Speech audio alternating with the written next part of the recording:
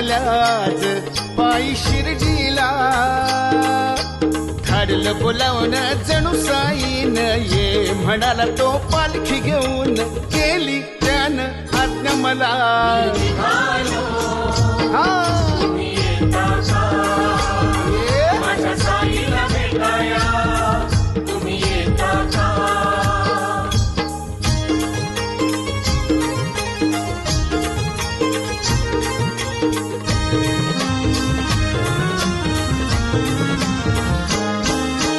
वाट सजली शिर्डीची भक्तांनी सारी.